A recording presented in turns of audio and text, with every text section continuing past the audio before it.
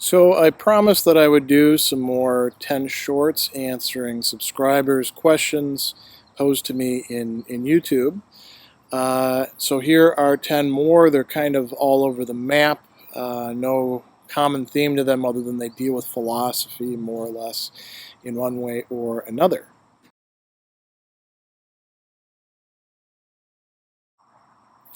Here's a question that comes to me from Schwartz's Schaff. And he asked, do you think that the Coen Brothers cult movie The Big Lebowski is the American equivalent to Camus' novel The Stranger? And at first I was thinking, no, that doesn't really make sense. But now that I think about it, given some of the elements of what's going on, it could make sense. The only thing is, what do you do with those German nihilists? Actually, that'd be a little bit more like Camus' letters to a German friend, wouldn't it? So the Big Lebowski, you've got this guy, the dude, and he's played by Jeff Bridges, and he's living this life along with his two bowling buddies where he's just sort of floating, drifting along, and that is kind of like Merceau in The Stranger. There are some catalyzing moments. There's nothing like the actual killing of the Arab on the beach for him. His friend does die, and they scatter his ashes. He gets caught up in, I don't know, The Big Lebowski in some respects is more of a whodunit kind of movie as well, because there's that mystery involved in it.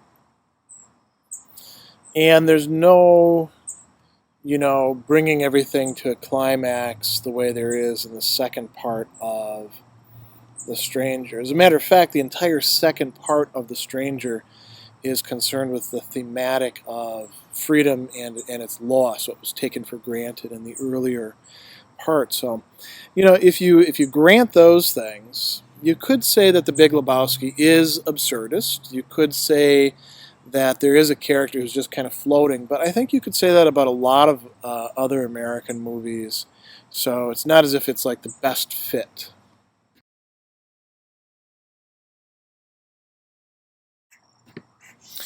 So Zimniak Kozmosu, and I apologize if I got your name wrong in this, asks me, are there now any living philosophers worth studying? And I'd say, yeah, there's a whole lot of them who are alive and whose works are well worth engaging with. I certainly find them interesting.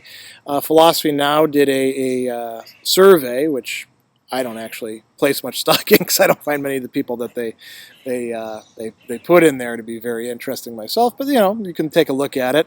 They surveyed their readers and who are the top people alive today who are worth studying.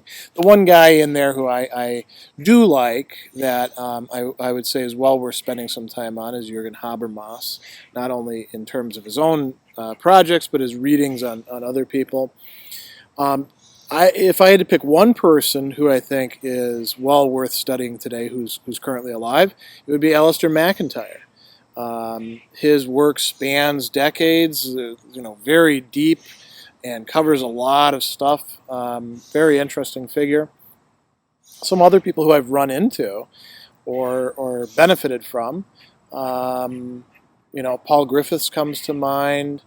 There's various people I've been impressed with here and there, but to answer the question very simply, yes, we're not in a time where there aren't a lot of people doing great philosophical work, but you got to do a little bit of work to track them down and find them. Even people like Slavoj Žižek I find interesting. I like quite a bit of his earlier stuff. So is he worth studying? Definitely worth studying. I'm not sure you would take on his perspective necessarily.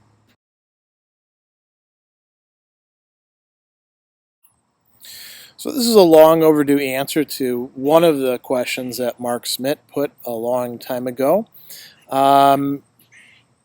As a medium that allows probably the greatest amount of interaction with the work itself, do you think video games allow us to address or experience certain issues in ways not possible with other formats? So the simple answer is yes.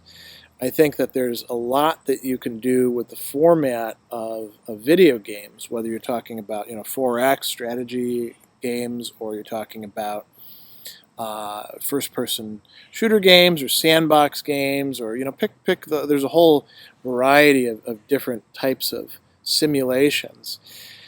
Yeah, we can do things over and over in games. We can try things out. We can engage with other players in ways that are very interesting, I think. And could these be adapted for conveying some interesting philosophical ideas or trying out philosophical perspectives? I think the answer is yes. I think there's a lot more work that needs to be done on that. You may remember I actually did a conversation with a young games designer where we're trying to reach sort of mutual ground. Him coming at, asking about ethics and philosophy and critical thinking from over here, where he knows a lot about games and their design and how they work, and me over here not knowing quite so much about games but knowing a lot about the subject area, and trying to find that common ground where we could say, yeah, the games could definitely be used for something very interesting. So yeah, I would say that's definitely the case. I think that's not only the case for philosophy, but for other kinds of experiences as well. I'm not a fan of Guitar Hero, but I like the fact that Guitar Hero has introduced a lot of young people to great heavy metal classics that they otherwise wouldn't have heard. So, we could come up with a lot of examples, I think. So here's a question having to do with the history of philosophy and theology. To what extent were Plato and Neo-Platonism regarded as compatible with Christian theology?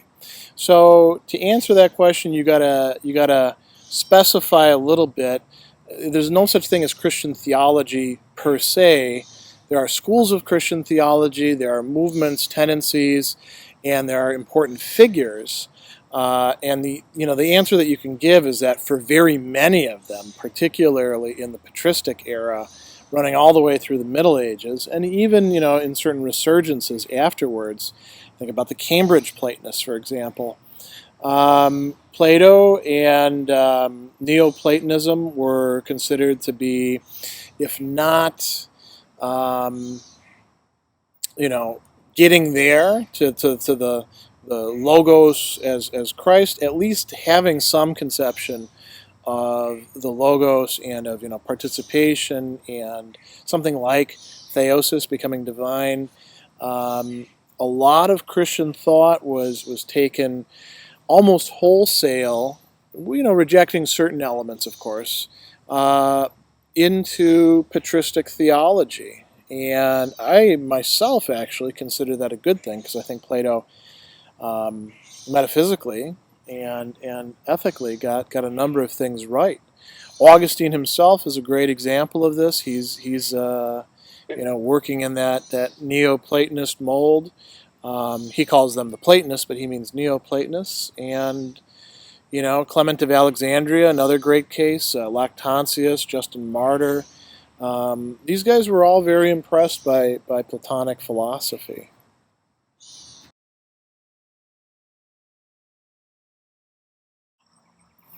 So Christopher Dunn asks the question, what is Aquinas' purpose in writing the work, the Summa Contra Gentiles?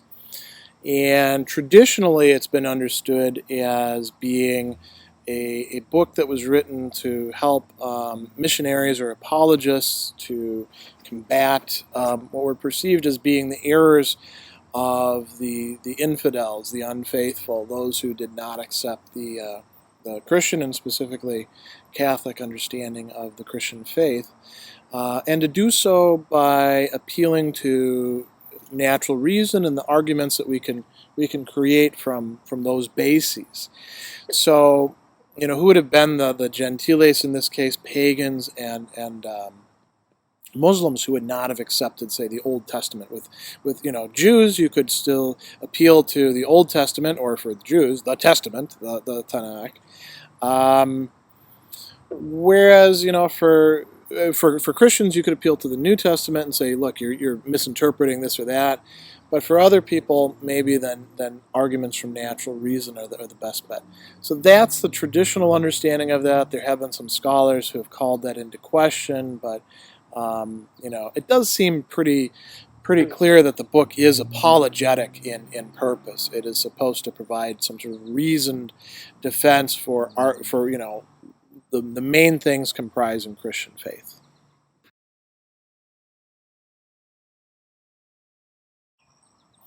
So Zimniak Kosmosu has another very interesting question here. This one's specifically about American philosophy.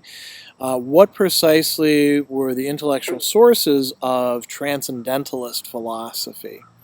So let's keep in mind who we're talking about here. We're talking about this movement that's in the early 1800s, primarily in New England, spreading into some other areas. Transcendentalist is one of those slippery kind of titles and movements, who was in, who was out. Definitely Emerson was in, Channings was in, some other people. But, what about other figures? Like, is Thoreau a transcendentalist? Yeah, I guess so. What about, Whitman? There's different interpretations of just how we ought to define the term. The term transcendentalist, though, is showing you one important aspect of their thought. So that's what I'm going to concentrate on here. And they're focusing on the transcendental philosophy that's coming from Germany, what we nowadays call German idealism. But they're getting it largely through the intermediary of the English, particularly Coleridge.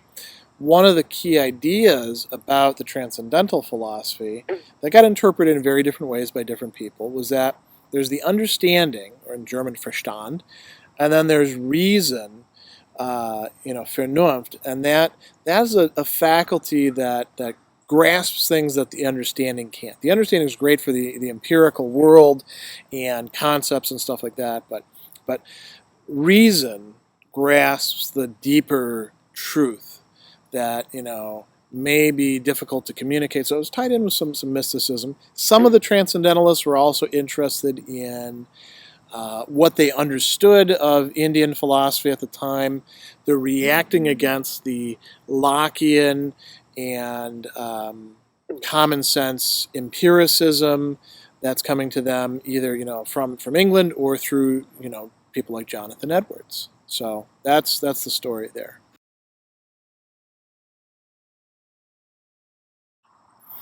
So Christopher Dunn asks, what are my thoughts on Michel Foucault and his ideas of biopower and biopolitics? Or I suppose if I'm going to, be very Foucauldian about this, biopower and biopolitik, But, I think there's something to it. I don't think that Foucault is saying something as revolutionary as many people take him to be saying. It's interesting.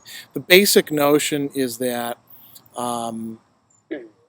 in modernity, one of the major changes that comes about in part through the rise of the nation state, and we can also extend this into the agency of the marketplace and stuff like that, is the focus on the human life, the body, and all the things that connect with it, acquiring information about it, manipulating it, and understanding it not only in an individuating way, but in a mass, So we can think about things like public health, for example, as a prime example of what Foucault calls biopower. Or, since it's very,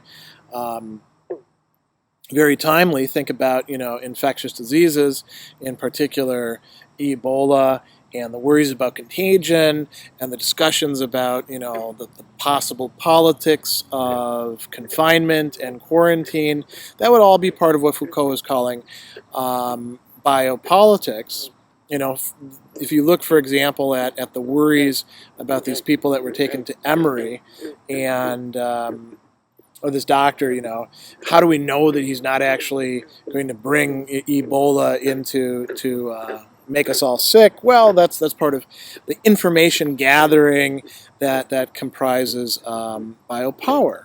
So, is there something to this? Yeah, there's something to it. Is it as important as some people talk about it? In very reverential tones? Probably not.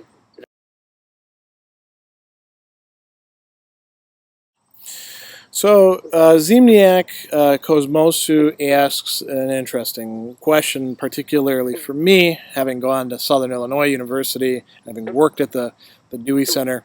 Do the works of John Dewey have an impact on American life?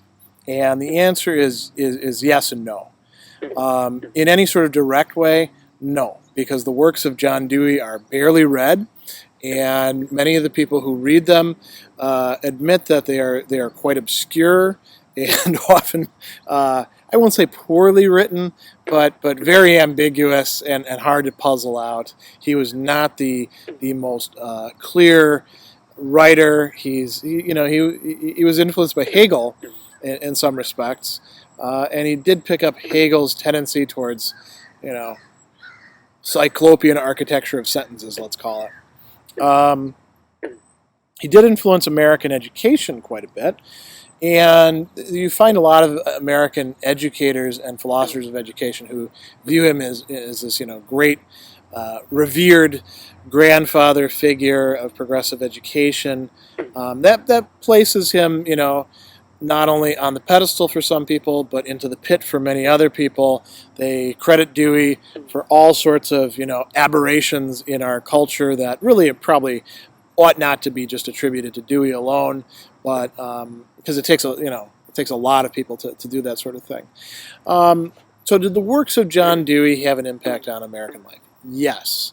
What kind of impact did they have? It's not quite so cut and dry to say exactly what it was. He certainly spurred a tendency towards progressive education. A lot of the people that are doing, what they call progressive education now don't think that he went far enough, or they think that his insights have not been incorporated. That there's a lot to be said about that.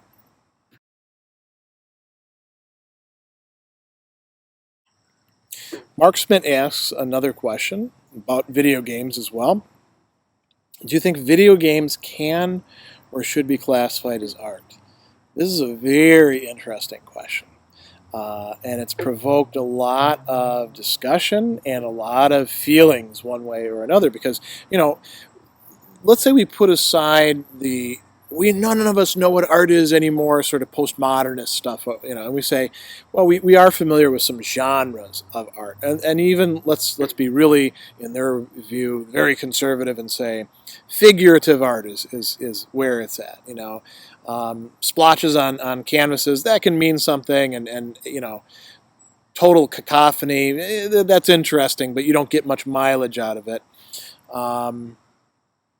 Traditionally, art has involved some sort of figure or some sort of development in time, something recognizable with themes.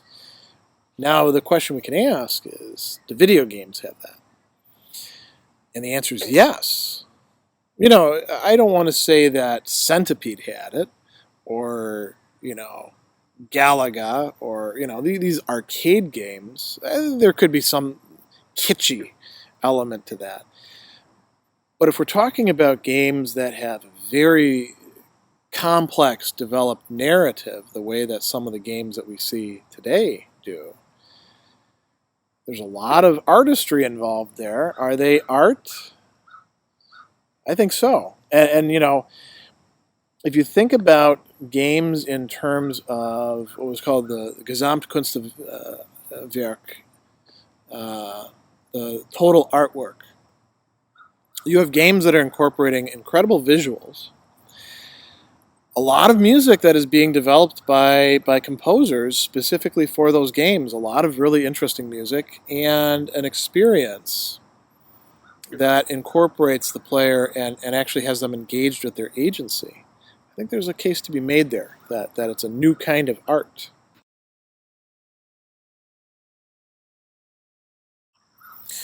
So this is a more personal question about emotions that came to me a while back from Obey 623. And it runs like this.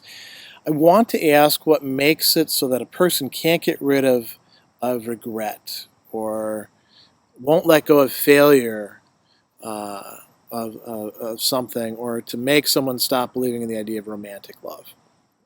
Very problematic situation that many of us find ourselves in, where we say, I don't like the way I'm feeling, I don't like what's happened, I don't like what my role in it was, I don't like where this is going, but I can't, snap my fingers and stop feeling this way.